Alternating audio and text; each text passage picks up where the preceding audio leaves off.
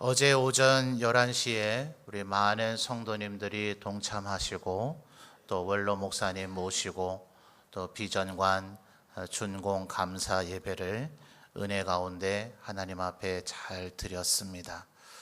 어제 이 준공 감사를 예배를 드리는 과정 속에서도 또 수많은 수고한 손길들이 또 있어야만 했기 때문에 또 지난 1년 가까운 시간 동안 비전관을 건축하며 또 어제 준공 감사 예배를 드리는 전후에 수고하신 모든 분들에게 하나님께서 축복해 주시기를 간절히 축원합니다.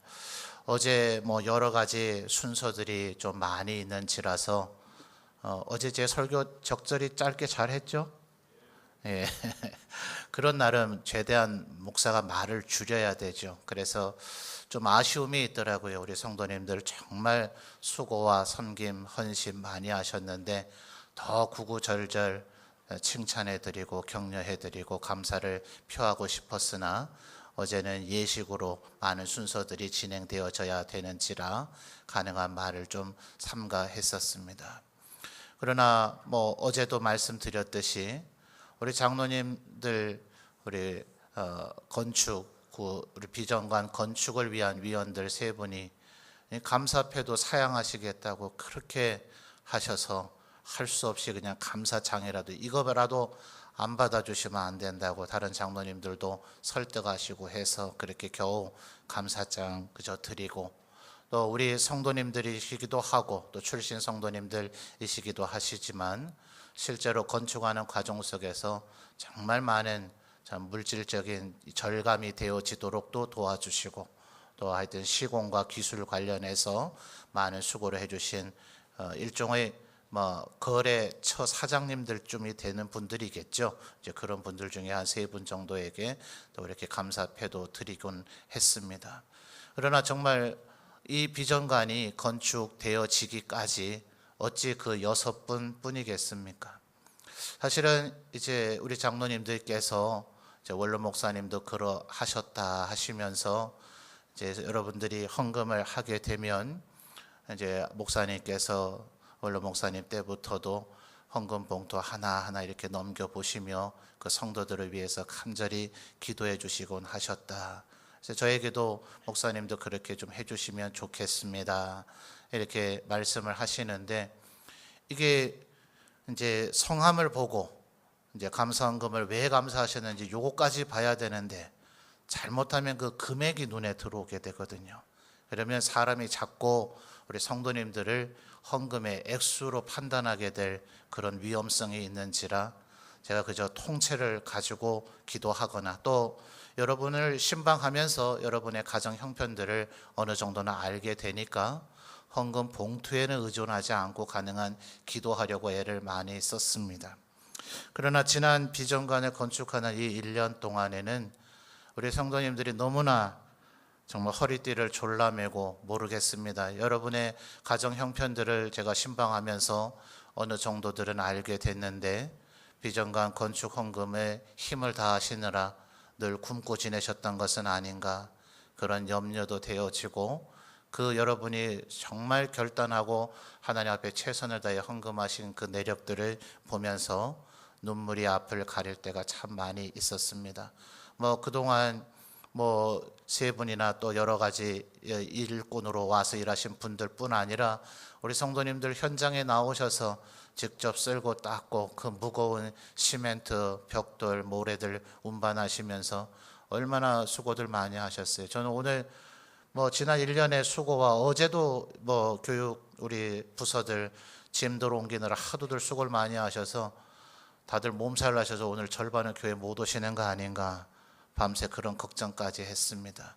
어떻게 다 일일이 표현할 수 있겠습니까? 지난 1년간 우리 성도님들의 모든 수고와 섬김 그 눈물의 기도 하나님께서 낱낱이 아시고 계시니 반드시 은혜와 축복을 베풀어 주실 줄 믿습니다.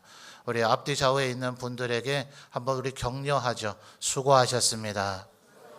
수고하셨습니다. 수고하셨습니다. 정말 진심으로 수고하셨습니다. 자, 어제 우리가 준공 감사 예배를 드리면서 결국 최종적으로는 그 건물이 현재 비전관이라 이렇게 명명이 되어졌습니다. 처음 여러분에게 이 건축 계획이 알려지면서 우리 힘을 다해서 이번에는 아예 액수를 최소한 어느 정도는 정해놓고서라도 우리 헌금을 좀 힘을 내보자, 이런 계획들을 말씀드릴 때는 이제 교육관이라고 이렇게 불려졌던 것들을 여러분 기억하실 겁니다. 그것은 사람들이 이제 마음이 모여야 되죠. 이게 어떤 일이 진행되고 있구나, 그리고 그 일이 정말 필요하구나, 내가 거기에 힘을 모아야 되겠구나, 나도 동참해야 되겠구나, 이런 마음을 먹으려면 이해가 돼야 됩니다. 아주 선명하게 뚜렷이 깊이 생각하고 묵상하고 누군가에게 설명을 하고 또 설명을 듣고 이래야 그런 것인가, 이렇게 되면 마음이 좀처럼 움직이지 않습니다. 누가 설명해 주지 않아도 그냥 탁 한마디 툭 던지면 교육관을 건축한다 이러면 그냥 그 한마디 듣고 모든 게 그냥 이해가 되어지고 내가 동참해야 되겠다, 나도 힘을 모아야 되겠다는 생각이 들도록, 그래서 동기부여를 하고 사람들의 마음을 모으고 힘을 모을 때는 최대한 간결하게, 거기서 무슨 대단한 아이디어를 응축해서 집어넣어가지고 심오한 뜻을 가지고서 사람들의 마음을 모으려고 그러면 감동하고 근사해서 될 것 같지만 아무도 안 움직입니다. 최대한 간결하고 평이하게 어떤 캐치프레이즈, 구호 이런 거 단순해야 됩니다. 그래서 우리 전도할 때도 어떤 각도에서 보면 별로 성경적이지 않은 것 같지만 주로 구호들 뭐 합니까? 하면 된다, 할 수 있다, 해보자. 명료하잖아요. 너무나 평범하고 명료하잖아요. 그냥 듣는 순간 마음에 그냥 피와 감동이 불끈불끈 솟아오르게 되잖아요. 그런 것들이 사람들의 마음을 모으게 하는 거예요. 그러니 성도님들의 마음을 이해를 시키고 또 마음을 한데 모으고 동참을 하도록 하기 위해서는 교육관을 지읍시다, 이런 표현들이 아마 가장 적절하지 않았겠나 생각이 되어집니다.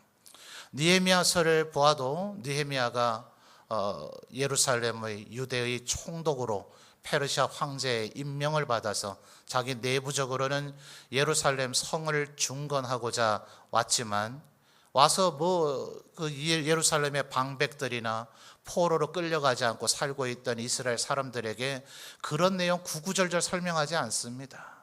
내가 페르시아에서 태어날 때부터 고국과 이 예루살렘을 향한 절절한 마음이 있었고 늘 눈물로 기도했고 내가 기도하는 가운데 기회를 얻어서 황제에게 말할 기회를 얻었고 황제가 허락을 해줬고 얼마 기간 동안에 빨리 짓고 나는 되돌아가서 일단 황제에게 보고를 해야 되니까 여러분 힘을 다해서 날 좀 도와주십시오, 이런 얘기 한마디도 하지 않습니다. 모든 방백들을 모아놓고 단 한마디, 자 예루살렘 성을 중건하여 다시는 수치를 당하지 말자. 이제 한마디입니다. 한마디나 그 간결한 캐치프레이즈 구호 안에 그들의 마음을 움직일 수 있는 핵심 내용이 담겨 있기 때문에 수많은 유대인들이 물론 중간 과정 속에서 지치기도 하고 힘들어하기도 하고 또 불평과 원망을 하기도 했지만 그 한마디 말에 의해서 사람들이 마음을 모으게 되는 겁니다. 그런데 교육관이라 만약 명명을 하게 되면 물론 그 건물 그 공간 안에서 가장 중심적으로 이루어져야 될 것은 아무리 뭐니 하더라도 유치부로부터 너무나 아쉬운 것은 우리 청년들을 향한 공간이 그 건물 안에 배려되지 못한 것에 대한 늘 미안한 마음이 있습니다. 그래서 어쨌든 청년들 정도까지의 교육을 위한 것이 가장 중심이 돼야 되기는 하겠죠. 그런데 우리들 마음의 본성과 습성이라는 것이 한번 뭔가 이름을 딱 규정을 해버리면 그 규정에 우리 스스로가 얽매이는 경향이 있어요. 가장 쉽게 나타날 수 있는 반응이 여기는 교육관이다, 그러니 오직 교육만 해야 된다, 이런 식의 논리를 우리가 스스로 함정에 빠지게 되는 경우도 생겨지게 됩니다. 예컨대 지금 이제 우리들 교회가 또 당면한 시급한 문제는 주차장의 문제가 현저히 개선이 되어져야 되기 때문에 이 비전관을 짓는 계획을 수립하면서 동시에 지금 우리가 선교관으로 명명해서 사용하고 있던 건물은 헐어서 거기를 주차장 영역으로 넓힐 것이 이미 기본 전제로 되어지고 있었습니다. 아마 일도 곧 추진이 바로 되어질 것입니다. 그런데 그 건물도 선교관이라고 이렇게 명명이 되어져 있으면 이 건물 안에서는 오직 선교만 해야 된다는 우리들 스스로의 자가당착에 빠지게 될 수가 있다는 겁니다. 여러분, 하나님께서 우리 교회를 향해서, 우리가 교회죠. 그럼 교회가 뭡니까? 지금 여러분이 앉아있는 이 건물은 예배당이지 이건 교회가 아닙니다. 또 굳이 교회라는 이름을 쓰고 싶다면 별 우리가 어법적으로 조금 어색하기 때문에 잘 안 쓰나 교회당이라고 해야 이 건물을 지칭하는 정확한 표현이지, 교회는 사람입니다. 예수 그리스도가 교회의 머리이시고 이 자리에 예수 그리스도를 주로 고백하며 하나님을 예배하기 위해서 모인 바로 여러분 한 사람 한 사람, 우리 자체가 곧 교회입니다. 그런데 하나님께서 성경 말씀에 말씀하시기를 교회는 이 세상을 향하여서 만물을 충만케 하시는 이의 충만이라 그랬습니다. 만물을 충만케 하시는 이가 누굽니까? 하나님 아버지시죠. 그 하나님 아버지의 그 충만함, 사실 이 충만이라고 하는 단어가 바울 서신에 굉장히 많이 쓰였는데, 사실 이 바울 사도가 우리 교단이 특별히 고백하는 것은 축자 영감설이죠. 모든 성경을 하나님의 감동으로 되어서 영감을 얻어서 기록이 되었는데, 축자 한 글자 한 글자의 어휘 선택에 있어서도 하나님의 섭리가 관여되어져 있다. 누가는 의학적 언어를 많이 썼고 랍비 교육을 받았던 바울 사도는 정말 탁월한 어휘들을 많이 사용했습니다. 그래서 그가 표현하고 있는 이 충만이라고 하는 단어가 과거에 우리 교회에 섬겼던 부교육자 목사님 이름도 충만도 있었습니다만, 목사님들 충만 목사님 되게 많아요. 그런데 그 단어 간단한 두 글자인 것 같지만 그 단어를 지금 설명하기에도 굉장한 시간과 여러 각도에서의 그 점검을 해봐야 될 필요가 있는 그런 단어입니다. 그럼 분명한 것은 하나님께서 하나님이 어떤 분이신가를 이 세상에 드러내기 위한 도구로 우리를 사용하신단 말이에요. 여러분, 이 안에서 무슨 일들이 일어나야 될까요? 어떤 일들이 일어남으로 이 세상에 하나님이 살아계시다, 하나님은 이런 분이시다라고 하나님을 보여드릴 수 있을까요? 그러므로 교회, 우리로 이루어진 이 교회라고 하는 것이 이루어야 할 것, 추구해야 될 것, 우리가 해야 할 것은 얼마나 무궁무진한지 모릅니다. 성경에 기록되어 있는 것만 해도 굉장히 많아요. 사실은 성경에 기록된 범위를 넘어서야 됩니다. 그러니 현실적으로 지난 2000년의 교회의 역사 가운데 하나님께서 교회라고 하는 것에 바라시는 것들을 다 100% 구현해내고 있었던 지교회는 이 세상에 출현하거나 존재하지 않았다고 신학자들은 봅니다. 자, 지교회가 뭐예요?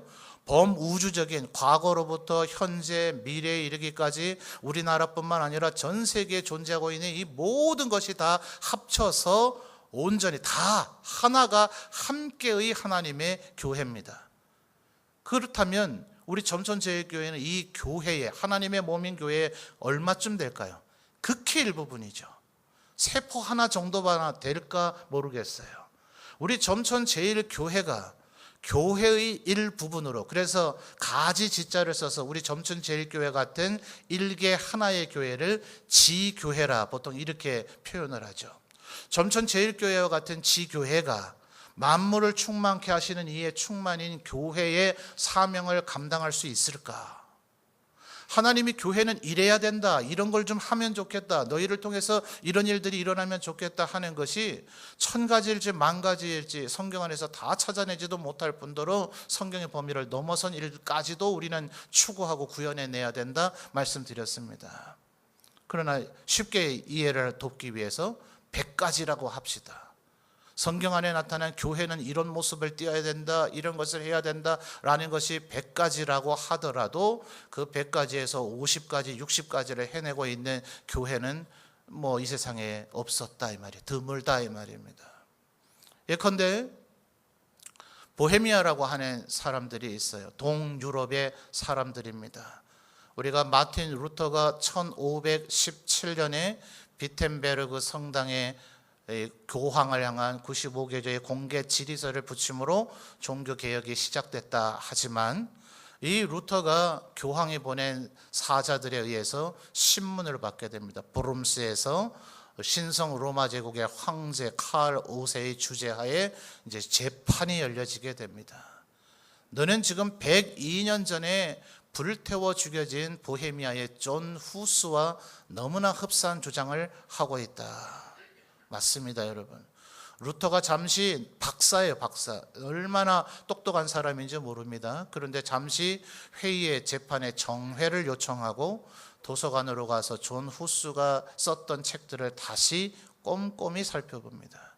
그리고 돌아와서는 너희들의 말이 맞다. 나 부인하지 않고 동의하겠다. 나는 존 후스가 얘기했던 주장을 그대로 다시 주장한다. 하나님의 교회는 그래야 한다. 이렇게 담대하게 주장을 하게 됩니다. 그런데 문제는 바로 102년 전에 화형을 당했던 그 존 후스의 지역 체코, 그들의 후예들이 그 뒤로부터 24시간 끊어지지 않는 연속 기도 체인을 무려 102년 동안 해오고 있었다는 거예요. 그래서 교회의 살을 연구하는 사람들은 하나님께서 1517년에서부터 1640년, 50년간 거의 150년간 일어나는 유럽 전체를 뒤흔들어 놓는 교회를 바로 세우고자 하는 이 종교개혁의 대물결은 그 한순간에 몇몇 사람에 의해서 세워진 것이 아니라 100년 넘는 하나님을 향한 간절한 기도가 열매를 맺은 것이라고 봅니다. 우리 교회 그런 거 하고 있나요? 그렇지 않잖아요. 새벽 2시든 3시든 1월이든 3월이든 명절이든 아니든 휴가철이든 아니든 누군가는 이 예배당 안에서 기도하고 있는 24시간 연속해서 기도의 목소리가 단 한순간도 끊어지지 않는 것을 무려 100년 이상 이어져 온 그런 교회 같은 일을 우리는 지금 하고 있지는 않잖아요. 이해되시죠? 그러니까 어느 교회든지 어느 지교회든지 하나님께서 내 교회는, 내 몸은, 하나님의 몸인 이 교회는 이 세상을 향하여 만물을 충만케 하시는 이인 그 하나님의 그 충만이 뭔지를 이 세상에 보여줘야 되는데 그 보여주는 방법은 너무나 다양하단 말이죠. 근데 그 모든 방법을 다 사용하고 있는 교회는 지난 2000년간 존재하지 않았다는 거예요. 그러니까 여러분 102년간 우리 교회는 기도 못했으니까 나쁘다 이렇게 여기실 필요 없어요. 우리 지역에 맞는 형편에 따라서, 우리 성도들의 구성에 따라서, 우리들이 하나님께서 우리에게 주신 은사를 따라서, 우리들이 할 수 있는 역량을 따라서 우리들이 결정하고 우리들이 의논하고 우리들이 해내면 되는 것입니다. 그러니까 하나님께서 우리 점천제일교회를 위해서, 우리 점천제일교회를 향해서 바라시는 사명이 뭘까? 그것은 단순히 교육과 선교에만 국한되어 있는 것은 아닐 것이라는 거예요. 자, 오늘 본문의 말씀을 한번 살펴보십시다. 하나님께서 우리에게 지금 뭘 얘기하고 계시는가?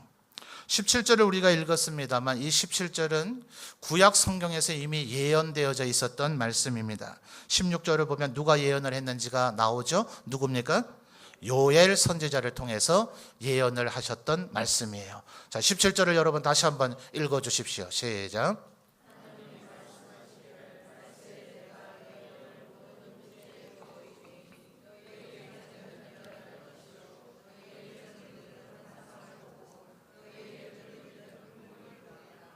아멘. 여러분 17절의 상반절을 보시면 하나님이 말씀하시기를 뭐라 그러십니까? 언제예요? 말세에 내가 내 영을, 내 영이 누구십니까? 성령님이죠. 성령님. 하나님께서 지금 하시는 말씀이에요. 하나님이 말씀하시기를 말세에 내가 내 영을, 성령님을 누구에게 부어준다 하셨어요? 모든 육체에 부어주리니. 여러분 구약시대에도 성령님은 인간에게 임재하셔서 사역을 행하셨습니다. 성부 성자 하나님과 함께 천지 창조도 함께 하셨던 그 성령님께서는 성부 하나님의 따라서 우리 사람들에게 오셔서 강력한 하나님의 역사를 이루셨습니다. 기도원에게 임하셨던 성령님, 또 삼손에게 임하셨던 성령님. 구약 성경을 보면 성령이 임함으로 하나님의 영에 감동됨으로 심지어는 사울이라고 하는 왕, 그다지 우리에게 좋은 이미지로 기억되어지고 있는 왕은 아니죠. 굉장히 좋은 점, 장점이 많았지만 안타깝게도 그것을 깨트려 버리고 훼손해 버린 실패에 가까운 왕이었습니다. 그런데 그 사울조차도 하나님의 성령에 강력하게 감동이 되니까 예언을 하는 선지자의 역할을 감당하더라. 그래서 이스라엘의 속담이 도저히 그렇게 될 사람이 아닌데 그렇게 되는 사람을 가리켜서 말하기를 사울도 선지자 중에 있나? 가도 그런 거 할 수 있나? 이런 식의 표현인 겁니다. 그러니까 성령님은 구약시대 때도 강력하게 역사하셔서 한 사람 한 사람을 송두리째 뒤바꿔 놓으셨어요. 그런데 17절에 지금 뭐라고 얘기합니까? 하나님이 말씀하시기를 말세에 내가 내 영을 누구에게요? 누구에게요? 모든 육체에게요. 어쩌다 한 명에게가 아니라 이제는 모든 육체에게 부어주신다고 얘기하고 계십니다. 아멘입니까? 이 자리에 있는 우리 모두 다가 그래서 고린도전서 12장에서 얘기하고 있기를 누구든지 성령으로 아니하고는 그리스도를 주라 할 수가 없느니라. 여러분, 예수 그리스도가 여러분을 다스리고 통치하는 주님, 로드, 우리의 주님이 맞습니까? 예수님이 주님입니까? 지금 이 시간 예수님을 주님이라고 한번 불러보겠습니까? 시작. 주님. 부르실 수 있습니까? 여러분, 그렇다면 여러분에게 이미 성령님이 계시다는 증거입니다. 가끔 저는 병상에 가서 생명의 경각에 달려있는 연세 많은 어르신들에게 기도해 주기를 요청을 받을 때가 있습니다. 예수님을 주님이라 부르는 거 그게 그렇게 어려울까요? 발음조차 어려운 단어가 아니잖아요. 한글에 읽었을 줄 몰라도 말할 수 있는 단어잖아요. 목사가 기도하는 걸 다 듣고 나서 아멘이라고 하는 그 두 글자 말하기가 그렇게 어려울까요? 어려운 말인가요? 아니잖아요. 근데 누구나 그렇게 하지는 않더라고요. 너무나 쉽고 평범하고 연기자가 연기한다 하면 연기라고 하는 단어를 쓸 필요조차도 없이 그냥 마음속에 그런 감동이 없어도 주님, 아멘 충분히 말할 수 있을 터인데 누구나 말하는 것은 아니더라고요. 예수님이 당신의 주님입니까? 이 질문에 대답하지 못하는 사람들이 많습니다. 이 기도가 당신의 마음에 감동이 되고 이 기도대로 될 줄로 믿고 되기를 원한다면 아멘이라고 해보시겠습니까? 아멘하지 못하는 이들이 훨씬 더 많습니다. 그러므로 여러분이 지금 기이한 능력과 권능을 행할 수 있는 이가 아니라 하더라도 여러분이 예수 그리스도를 나의 구주 주님이라고 믿고 고백하고 부르고 있다면 여러분에게는 이미 성령님이 임재해 계신 줄 믿습니다. 그러니까 이 17절 상반절의 얘기로 이미 선지자가 하고자 하는 얘기는 다 끝난 거예요. 그런데 이스라엘 사람들은 강조하고자 할 때 이미 했던 그 얘기를 3번 반복하는 패턴을 갖습니다. 17절 찾아보십시다. 3번 나오죠. 어떤 모든 육체라고 이미 거기에 다 들어가잖아요. 다 들어가는데 세 부류로 얘기합니다. 첫째가 뭡니까? 자녀들이요. 둘째가 뭡니까? 젊은이들이요. 세 번째가 뭐죠? 늙은이들요. 그래서 자녀들, 젊은이들, 늙은이들에서 모든 육체를 다시 세분화해서 강조를 해주고 있는 겁니다. 그러니까 이것은 다른 말이 아니라 모든 육체 속에 이 세 부류의 사람이 다 들어간다 이 얘기예요. 그러면 그 뒤에 각자에게 나타나는 그 단어들도 사실은 같은 얘기를 동의어를 사용해서 쓰고 있는 겁니다. 자, 뒤에 얘기를 살펴보죠. 자녀들은 뭐 한다고요? 예언한다고요. 젊은이들은 뭐 한다고요? 환상을 보게 된다고요. 늙은이들은 뭐 하게 된다고요? 꿈을 꾸게 된다고요. 자, 이 일들이 어떨 때 지금 벌어진다고 얘기하고 있습니까? 말세에 내가 내 영을, 성령님을 모든 육체에게 부어주면 이런 일들이 일어나게 될 것이다 라고 요엘 선지자를 통해서 예언을 했다는 거예요. 우리들이 생각할 때는 성령이 임하면, 성령의 감동을 받으면, 성령에 사로잡히면 주로 제일 먼저 떠오르는 게 뭡니까? 대부분의 우리 성도들이 성령이 임하셨는가? 그렇다면 병을 고칠 수 있어야 되지. 이거부터 보통들 생각을 해요. 아니면 하다못해 방언이라도 해야 되지. 이 세상에 어디에서 도대체 어느 지역에서 누가 쓰고 있는 말인지 모르는 그런 말, 그저 겨우 영어나 일어나 프랑스어나 스페인어 이런 것 말고, 중국어 이런 것 말고 도대체 어느 나라 말이야, 어느 지역에서 사용하고 있는 말이야. 그래서 누구도 알 수 없는 말이기 때문에 신학자들은 너무나 이 확대되어져 나아가서 영의 언어가 아니라 혼의 언어라는 등, 천상의 언어라는 등 별의별 소리를 다 하지만 어쨌든 그런 말이라도 좀 해야 그게 성령에 감동된 거 아니냐라고들 흔히들 생각을 합니다. 우리 가정에 생명이 경각에 달려있는 병자가 있다면 병을 고쳐주는 것은 정말 중요한 은사 중에 하나일 겁니다. 우리 가족 중에 늘 그런 분이 계십니까? 우리 성도들 가운데 언제나 그런 분이 계십니까? 더 나아가서 그분들이 우리들 가운데 대다수입니까? 그렇지 않죠. 그러므로 하나님께서는 그런 은사들은 특별히 정말 필요할 때에 극소수의 그 어떤 사람들에게 부가적 은사로 더 주십니다.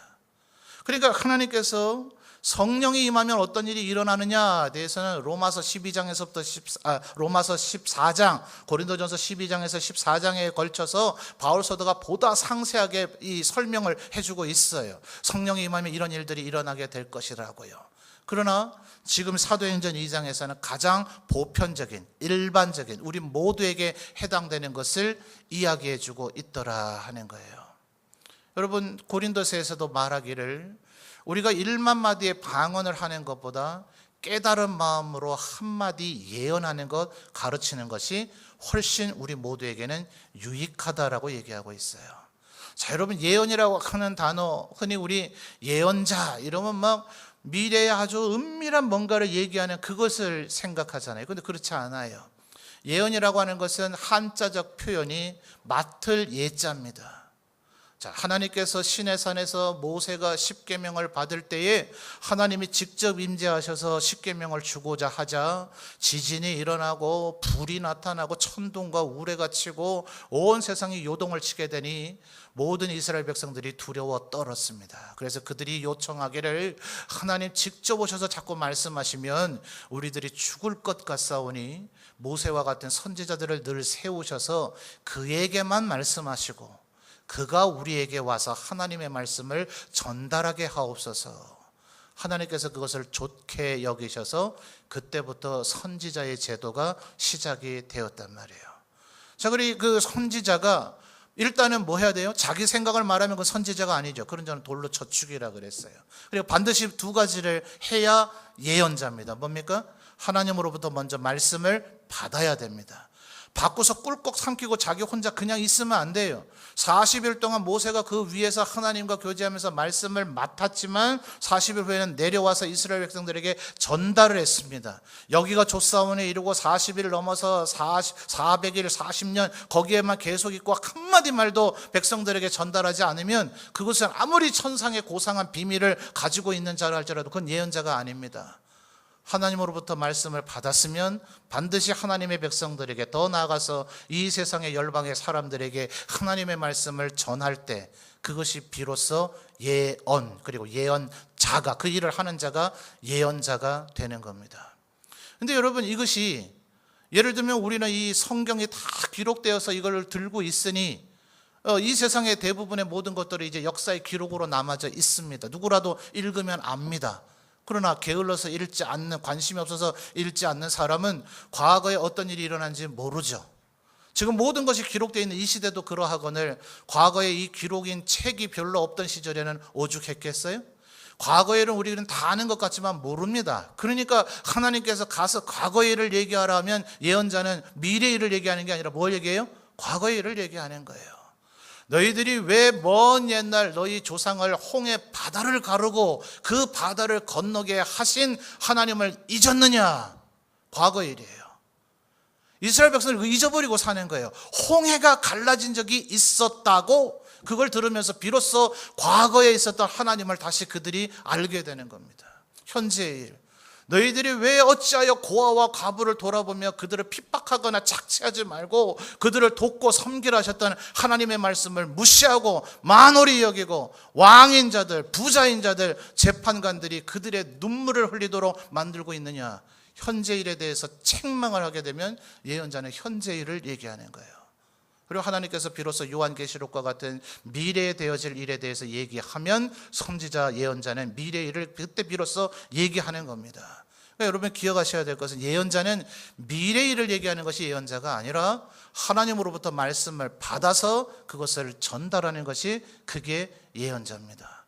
자, 그러니까 성령의 감동을 받은 사람들은 뭐 하게 된다고요? 예언하게 된단 말이에요. 자, 두 번째 뭡니까? 젊은이들은 뭘 본다고 얘기하죠? 환상입니다. 환상. 여러분 이 환상으로 우리 한글로 번역되어 있는 이 단어가 대부분의 영어 성경들이 비전이라고 번역이 되어 있습니다. 바로 우리들의 건물 명명된 이름인 비전관입니다. 여러분 환상이라는 게 뭘까요? 하나님께서 믿음을 갖게 하는 방편입니다. 그냥 기록되는 글자로 하나님께서 우리에게 믿음을 강화시켜 주실 수도 있지만 이 언어라고 하는 것이 표현의 한계성이 있거든요. 그래서 가장 좋은 것은 이미지입니다. 눈으로 보여주면 글자로 말로 설명하는 것보다 훨씬 많은 것들을 한 번에 알 수 있죠. 그래서 지금은 도저히 이루어지지 않았고 그런 것이 과연 가능하기나 할까 하는 것들을 하나님께서 된다고 보여주시는 것, 그것이 환상이죠. 히브리서 11장 1절에서 이 표현을 하고 있죠. 뭡니까? 믿음은 바라는 것들의 뭐예요? 실상. 바라는 건 내 마음에 바람이 있지만 지금은 그것이 이루어지지 않았기 때문에 우리 눈앞에 존재하지도 않고 우리가 볼 수도 없습니다. 그런데 실상은 그 형체가 나타나 있는 실체이기 때문에 우리의 눈에 보이죠. 그리고 단 말이에요? 보이지 않는 것들의 증거다. 그러니까 여러분 이 환상이라고 하는 비전이라고 하는 것은 동시에 믿음을 수반하게 됩니다. 오늘이 6월 9일이죠. 2018년 6월 9일에는 비전가는 우리에게 환상이었습니다. 그 건축이 과연 가능할까? 우리 장로님들 염려하셨던 부분이 우리 교회가 물론 물가 대비도 고려했습니다만은 60년의 역사 가운데 이와 같은 큰 공사를 일으켰던 적이 없다. 이렇게 과하도록 헌금을 요청한 적이 없다. 과연 가능할까? 그때는 우리에게 이것이 환상이었어요. 환상. 그러나 하나님께서 그것이 된다고 우리에게 보여주셨고 그것을 믿음으로 받아들이고 그 믿음으로 그것을 간직한 사람들이 그 일을 해내는 겁니다. 그러니까 여러분 성령이 감동하면 성령이 우리에게 임하시면 하나님은 우리 하나님의 백성들 모두에게 있기를 원하는 것은 무슨 뭐 병 고치고 뭡니까 방언을 하고 그런 것보다 우리 모두 다가 하나님의 말씀을 받아서 누군가에게 하나님의 말씀을 전하고 환상을 가지고 믿음으로 그것을 바라보며 그것이 될 것이라는 걸 믿고 그렇게 살아가는 것, 그리고 꿈을 가지고 살아가는 것, 이것이 우리에게 이루어지기를 하나님께서 더 원하시고 계시다 하는 거예요. 비전은 교육보다 더 광범위한 것을 포함하는 것입니다. 비전은 선교보다 더 광범위한 것을 포함하는 것입니다. 여러분 우리 교회의 모든 구역장 권사님들 또 전도의 각 기관의 회장님들 환상을 보셨으면 좋겠습니다. 비전을 가지셨으면 좋겠어요. 이제는 우리가 저 건물을 통해서 교육부서들이 사용하고 있는 그 시간과 중복되지만 않는다면 여러분 여기 어제도 말씀드렸지만 중고등부 공간이 아닌 유치부와 유초등부 공간은 바닥이 난방이 돼요. 한겨울에도 거기서 주무시는데 아무런 어려움이 저는 없을 것이라고 믿습니다. 여기서 여러분 그저 다른 데 갈 것 없이 우리 전 성도들이 저 비전관 건물에서도 우리 수련회를 치러낼 수 있으리라고 저는 기대합니다. 우리도 이제 무엇이든 할 수 있어요. 하지 못할 건데 어려운데 안 되건 아니요, 할 수 있습니다.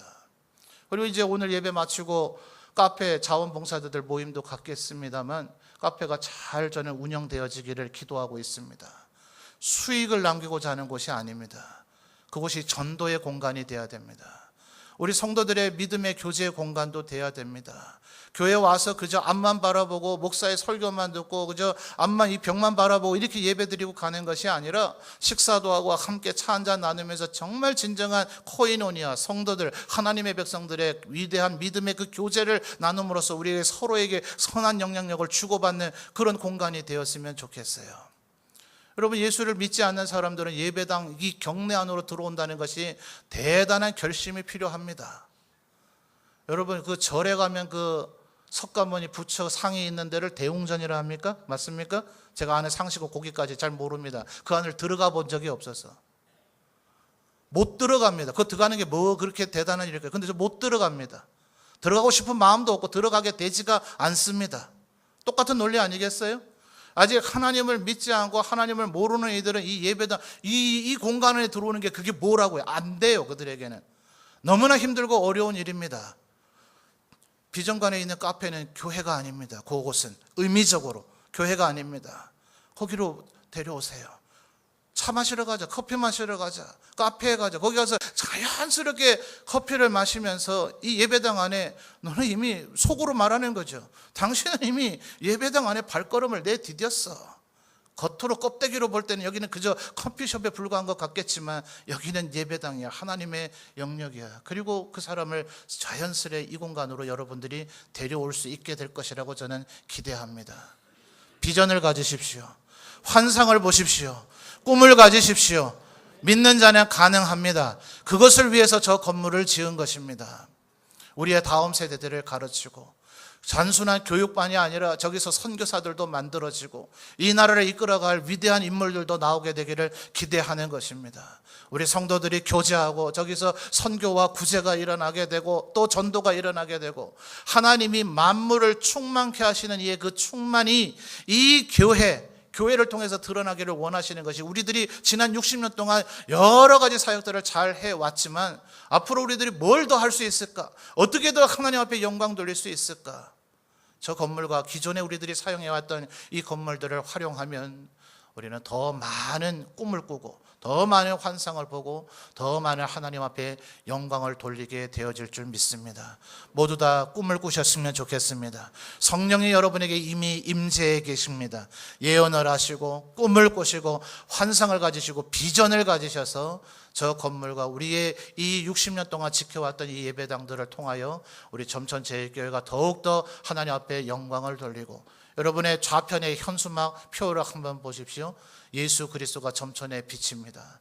우리 점천제일교회가 이곳에 살고 있는 우리 문경 점천의 모든 시민들에게 소망이 되면 좋겠습니다. 그 꿈과 그 비전과 그 환상을 가지고 저 건물이 우리들에게 적극적으로 활용되어지게 되기를 주님의 이름으로 축원합니다.